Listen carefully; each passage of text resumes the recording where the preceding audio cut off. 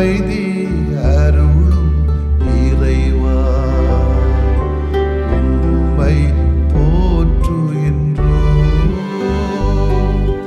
நெஞ்சில் சுமக்கும் இறைவா, நீதியில் நிறைவே இறைவா, சுமை தாங்கியே இறைவா, புகழ்ந்து போற்றி ஆராதிக்கின்றோம். ஆண்டவர் உமக்குச் சொன்னவை நிறைவேறும் என்று நம்பிய நீர் பேறு பெற்றவர்.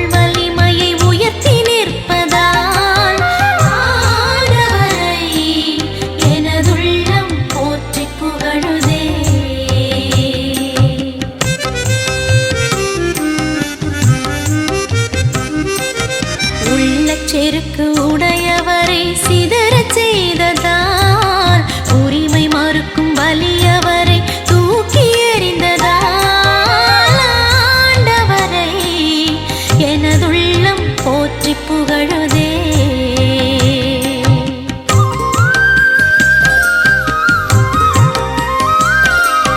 தாழ்நிலையில் இருப்பவரை உயர்த்தி மகிழ்ந்ததால், பசித்தவரை நலன்களால் நிரப்பி நின்றதால், ஆண்டவரை எனதுள்ளம் போற்றி புகழுதே.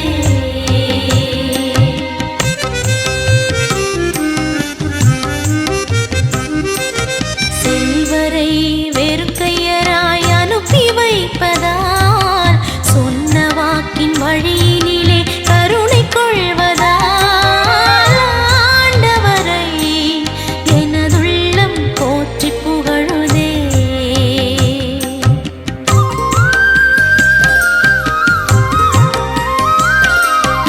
ஆபிரகாம் மரபு நம்மை நினைவில் கொண்டதால், இஸ்ரவேலின் துணையாக இருந்து வருவதால், ஆண்டவரை எனதுள்ளம் போற்றி புகழுதே.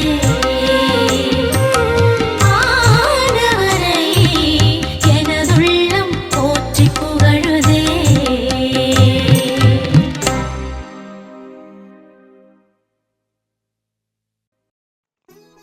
லூக்கா எழுதிய நற்செய்தி அலகு 6, இறை சொற்றொடர்கள் 27 முதல் 38 முடிய.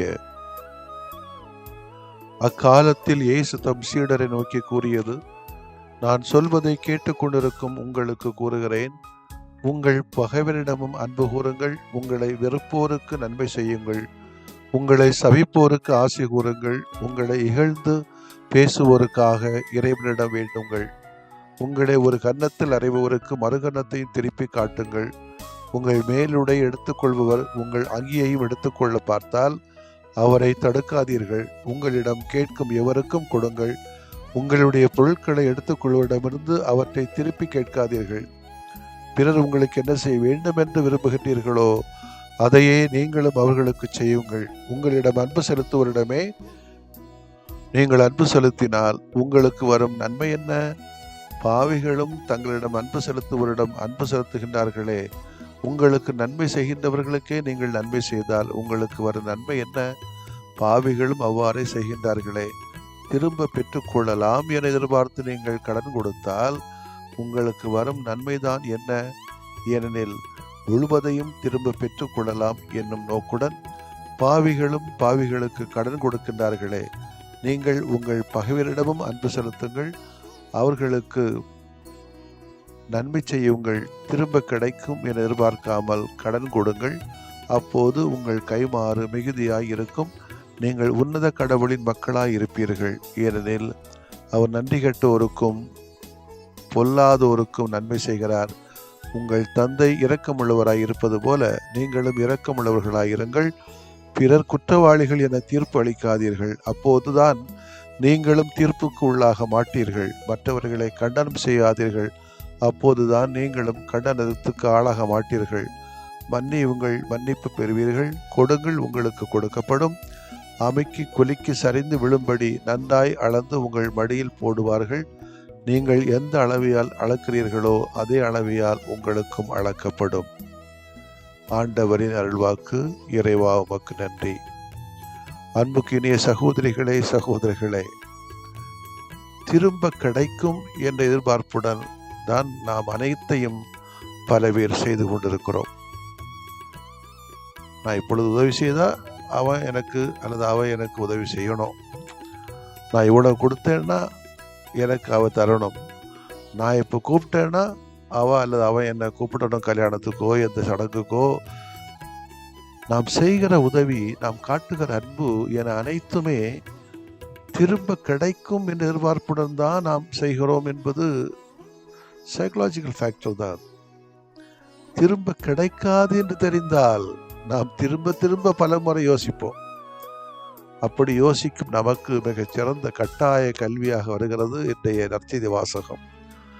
இந்த கட்டாய கல்வி என்னவென்றால், நாம் செய்வது திரும்ப கிடைக்காது என்பதை புரிந்து கொள்வதுதான். எனவே ஒன்று, செய்ததை மறந்துவிடு, கொடுப்பதை மறந்துவிடு. பிறருக்கு உதவி செய்ய வாய்ப்பு கிடைப்பதற்காக கடவுளுக்கு நன்றி சொல்லு, அது ஒரு பெருந்தன்மை தான். அதே வேளையிலே செய்த உதவிக்கு பதில் பார்ப்பது சிறுந்தன்மை. ஆகவே செய்ததை மறப்பது சாலச் சிறந்தது. இரண்டாவது, செய்வதை நிறுத்திவிடாதே. நாம் செய்வதற்கு பலன் எதிர்பார்த்தால் நாம் செய்வதில் தடை வரும். ஆகவே பலன் எதிர்பாராமல் செய்து கொண்டே இருக்க வேண்டும். அடுத்தவருக்கு உதவி செய்வது கடவுள் நமக்கு கொடுத்த பாக்கியமாக கருதி கடந்து செல்ல வேண்டும். நல்லது செய்வதை, உதவி செய்வதை ஒருபோதும் நிறுத்திவிடக்கூடாது. அதற்கு உதாரணம்தான் இன்றைக்கு நாம் விழா கொண்டாடுகிறோமே, அதிதூய மரியாளின் புனித பெயர் கொண்ட மரியாளின் விழாவை கொண்டாடுகிறோம். மரியாளின் புனித பெயருக்கு வணக்கம் செலுத்துகிற முறை இப்பொழுதல்ல, 15ஆம் நூற்றாண்டிலிருந்தே வழக்கில் இருந்தது வந்திருக்கிறது. ஆனால் மேலே சொல்லப்பட்ட நிகழ்விற்கு பின்னர் இந்த வழக்கம் மக்கள் மத்தியில் இன்னும் பிரபலமாக தொடங்கியது. ஜான் சொபிஸ்கி தலைமையிலான கிறிஸ்தவ படை துருக்கி நாட்டு படையை வெற்றி கொண்ட பிறகு அப்போது திருத்தந்தையாக இருந்த 11ஆம் இன்னசென்ட் என்பவர் ஒவ்வொரு ஆண்டும் செப்டம்பர் மாதம் 12ஆம் நாள் மரியாளின் புனித பெயருக்கு விழா எடுத்து கொண்டாட பணித்தார். அன்றிலிருந்து இன்று வரை அப்படியே கொண்டாடப்பட்டு வருகிறது. மரியாளின் புனித பெயருக்கு 20க்கும் மேற்பட்ட அர்த்தங்கள் இருப்பதாக சில அறிஞர்கள் பெருமக்கள் சொல்லுவார்கள். அவற்றில் ஒரு சிலவற்றை காணுகிற பொழுது விவிலிய அறிஞரான எரோனிமஸ் என்பவர் மரியாள் என்றால் கடலின் ஒரு துளி, டிராப் ஆஃப் தி சீ என்று சொல்லுவார். அது எப்படி சொல்றாரு? கடல் என்பது கடவுளோடு உருவகப்படுத்தப்படுகிறது. கடல் கடவுளாக உருவகப்படுத்தப்படும் பட்சத்தில் அதில் ஒரு துளி மரியாள் என்று சுட்டி காட்டுவார். மேலும் அவர் மரியாள் என்பதற்கு இறைவி என்றும் சுட்டி காட்டுவார். இன்னும் ஒரு சிலர் மரியாள் என்பதற்கு அழகு நிறைந்தவள், அன்பு வடிவானவள், உயர்த்தப்பட்டவள் என்றெல்லாம் சொல்லுவார்கள். விவிலியத்தில் ஆண்டவர் இயேசுவின் திருப்பெயருக்கு எவ்வளவு வல்லமை இருக்கிறது என்பதை பல இடங்களில் வாசிக்கிறோம். நீங்கள் என் பெயரால் தந்தையிடம் கேட்பதையெல்லாம் அவர் உங்களுக்கு தருவார் என்று யோவானிலே இயேசு கிறிஸ்து தன் பெயரால் நடக்கிற வல்லச்செயல்களை குறித்து பேசுகிறார். வெள்ளியும் பொன்னும் என்னிடம் இல்லை, என்னிடம் உள்ளதை உமக்கு கொடுக்கிறேன், ஆசீர்வதித்து இயேசுவின் பெயரால் எழுந்து நடந்திடும் என்று தலைமை தூதரான தூய பேதுரு கால் ஊனமற்றவரிடம் சொல்ல அவர் எழுந்து நடப்பதை படிக்கிறோம். தூய பவுல் இயேசுவின் திருப்பெயர் துணை மகிமை வாய்ந்தது என்பதை குறித்து பேசுகிறார். எனவே கடவுளும் அவரை இயேசுவை மிகவும் உயர்த்தி எப்பெயருக்கு மேலான பெயரை அவருக்கு அருளினார். ஆகவே இயேசுவின் பெயருக்கு விண்ணவர் மன்னவர் கீழுலகோர் அனைவரும் மண்டியிடுவர் என கூறுகிறார். இவ்வாறு இயேசுவின் திருப்பெயரால் ஆகும் வல்ல செயல்களை, அதனுடைய மகிமையை நாம் அறிந்து கொள்கிறோம். இயேசுவின் திருப்பெயரை போன்றே மரியாளின் புனித பெயருக்கும் வல்லமை இருக்கிறது என்பதை வரலாறு நமக்கு சுட்டி காட்டுகிறது. தூய பிரிஜித்துக்கு மரியாள் கொடுத்த காட்சியிலே அலகையின் கூட்டம் மரியாளின் பெயரை யாராவது உச்சரிக்க கேட்டவுடன் மிரண்டு ஓடுவதையும் வானதூதர்கள் விரைந்து வந்து உதவுவதையும் படித்தறிகின்றோம். தூய அம்புரோசியார் மரியாளின் இனிய நாமம் எனது உள்ளத்தின் ஆழத்தில் மீட்பின் தைலமாக இருக்கிறது என்று சுட்டிக்காட்டுவார். இன்னும் இது போன்று தூயவர்கள் வார்த்தைகளை கொண்டு பார்க்கும்போது மரியாளின் பெயருக்கு எவ்வளவு ஆற்றல் இருக்கிறது என்பதை நாம் உணர்ந்து கொள்ளலாம். இனிய உன் நாமம் ஓதிடல் திறமை என்று மரியாளுக்கு பாடல் பாடுகிற நாம் அவருடைய புனித பெயரை நம்பிக்கையோடு சொல்லுகின்ற போது அதனால் வாழ்வு பெறுவோம் என்பது உறுதியான செய்தி. எனவே கற்றுக்கொள்ள வேண்டிய பாடம் என்னவாக இருக்கும் என்று கேட்டால், மரியாளின் பெயரை சொல்வோருக்கு மரியாள் மகிழ்ச்சியை தருவார். அந்த மகிழ்ச்சி பரவலாக்கப்படும். அன்புக்குரியவர்களே, இப்பொழுதுதான் நாம் திருக்கொடியேற்றம் ஆரோக்கியரின் பிறப்பு விழா அன்னைக்கு அப்பொழுதெல்லாம் அந்த மக்கள் எல்லாம் சேர்ந்து ஆவே ஆவே மரியா மரியா அம்மா அம்மா என்று இந்த நாமத்தை சொல்லுகிற பொழுது எவ்வளவு நம்பிக்கை உடலுக்குள்ளே, அந்த உணர்வுகளுக்குள்ளே, நரம்புகளுக்குள்ளே, இரத்தத்துக்குள்ளே இருக்கிறது. இதை நம்பிக்கையோடு உணர்ந்து உச்சரிக்கிற பொழுது நிச்சயமாக நம்முடைய தீவினைகள் எல்லாம் அகன்றுவிடும், விலகி ஓடிவிடும் என்பது உறுதி. மரியாளின் புனித பெயருக்கு விழா எடுக்கிற இந்த நாளிலே நாமும் அவருடைய பெயரை நம்பிக்கையோடு சொல்லுவோம். வாழ்வை நலமாக்க அந்த அன்னை நமக்கு துணை புரியட்டும். ஆமேன். மன்றாடுவோமாக.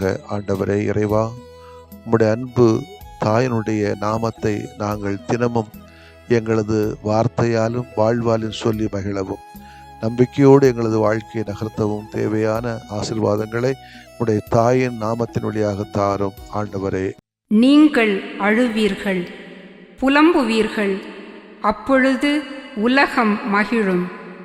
நீங்கள் துயருறுவீர்கள், ஆனால் உங்கள் துயரம் மகிழ்ச்சியாக மாறும்.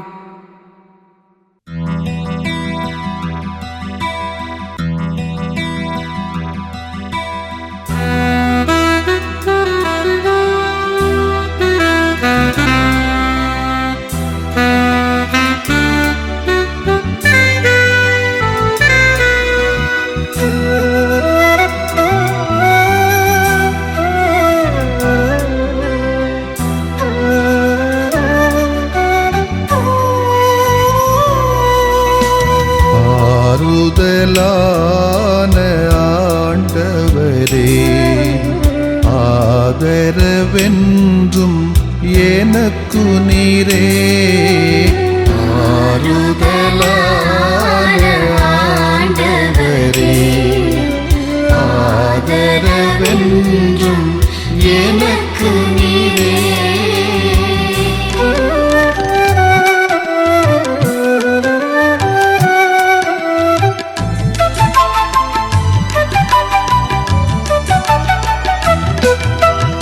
என் கவலை, என் கண்ணீர், என்னை வருத்தும் வேதனைகள். என் கவலை, என் கண்ணீர், என்னை வருத்தும் வேதனைகள். என் பயங்கள், நெருக்கடிகள் எல்லாம் ஏற்றனை தேற்றுமையா. என் பயங்கள், நெருக்கடிகள் எல்லாம் ஏற்றனை தேற்றுமையா. ஆண்டவரே, ஆதரவென்றும்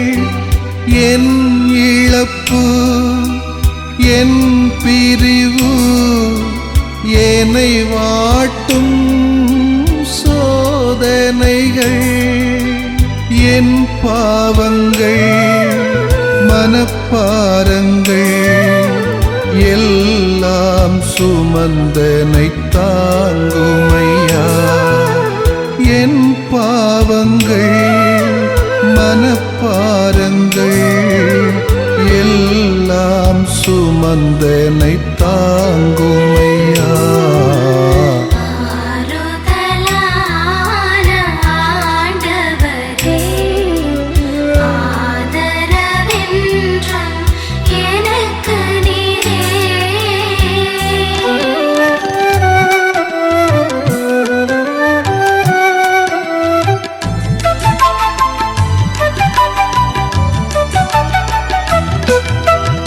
என் குடும்பம் என் பணிகள் என்னை அழுத்தும் பல சுமைகள்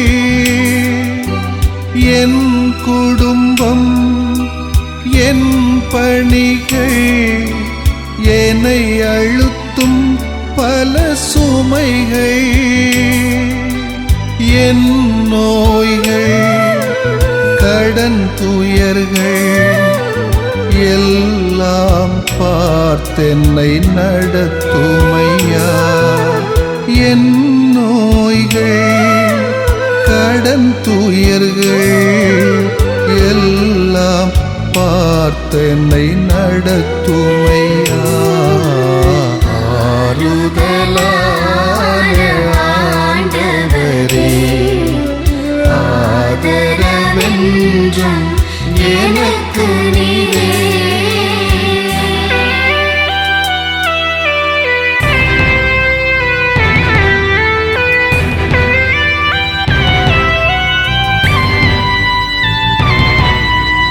என் ஏக்கம் என் நோக்கம் என்னை தாக்கும் பழித்துரைகள் என் ஏக்கம் என் நோக்கம் என்னை தாக்கும் பழித்துரைகள் என் பலங்கள் பலவீனங்கள் எல்லாம் அறிந்தனை ஆளுமையா என் பலங்கள் பலவீனங்கள் எல்லாம் அறிந்தனை ஆளுமையா ஆறுதலான ஆண்டவரே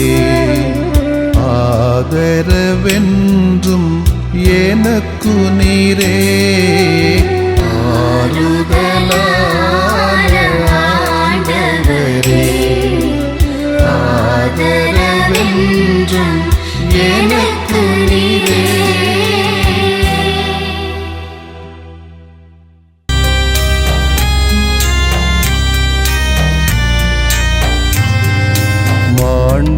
மாண்புயரிவருள் அடையாளத்தை தாழ்ந்து பணிந்து ஆராதிப்போம் பழைய நியம முறைகள் அனைத்தும் இனி மறைந்து முடிவு பெறுக புதிய நியம முறைகள் வருக புலன்களாலே மனிதன் இதனை அறிய இயலா குறைகள் நீக்க நம்பிக்கையின் உதவி பெறுக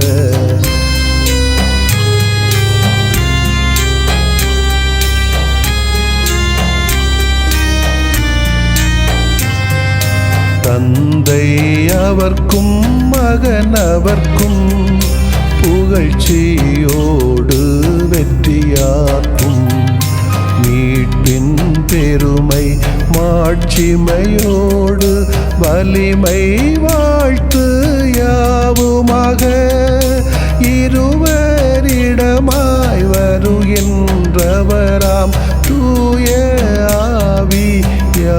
ஆவியானவர்க்கும் அளவில்லாத முடியாத சமப்புகழ்ச்சி என்றுமே உண்டாகுக. ஆமென்.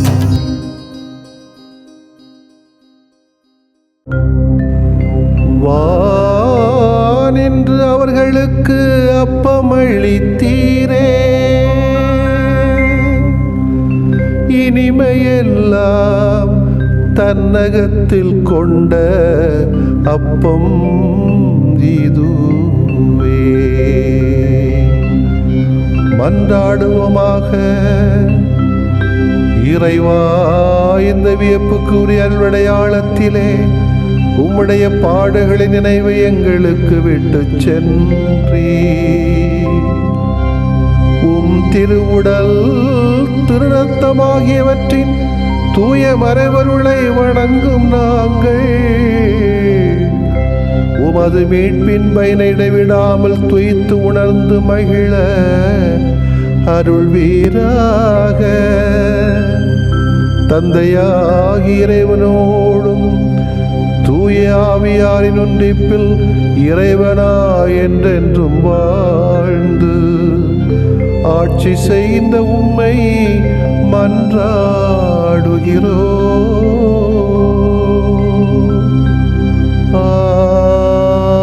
ஆமென்.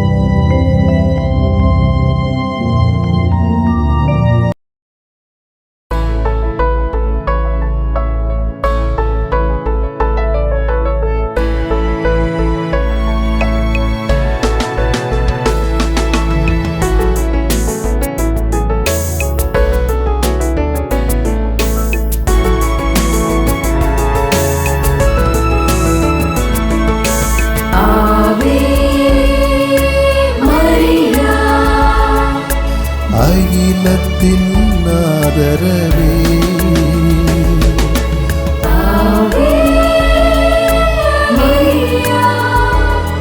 உம்மருளால் எம்மை காப்பார்.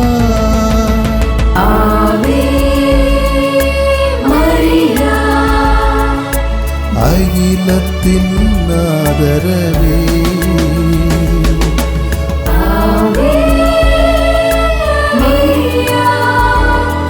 உம்மருளால் எம்மை காப்பார்.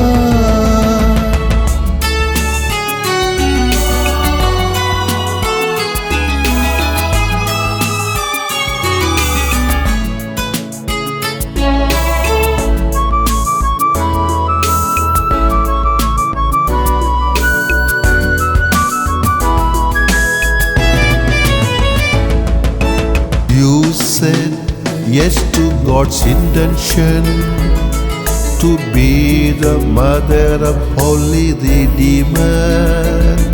It's you prompted Jesus to perform the first miracle revealing His glory. Ave Maria, the most blessed one. Ave Maria, the Queen of heaven and angels.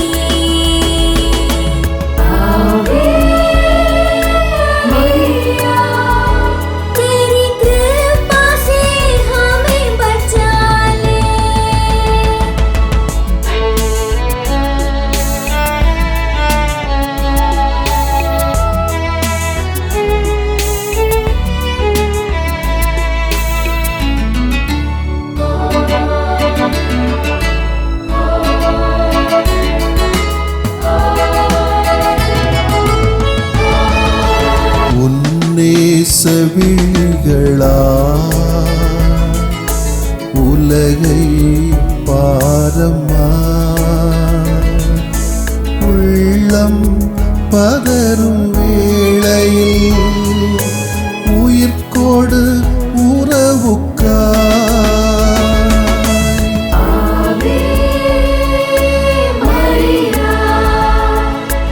அகிலத்தின் ஆதரவே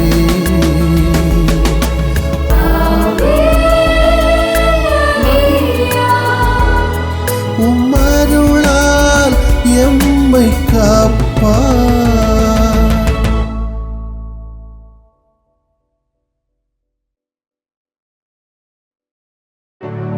நிலையான புகழுக்குரிய தூய இறை நன்மைக்கு எல்லா காலமும் தொழுகையும் புகழும் போற்றியும் ஆட்சிமையும் உண்டாக கடவது. போற்றியும் ஆட்சிமையும் உண்டாக கடவது. தந்தை, மகன், தூய ஆவியாரின் பெயராலே ஆமென்.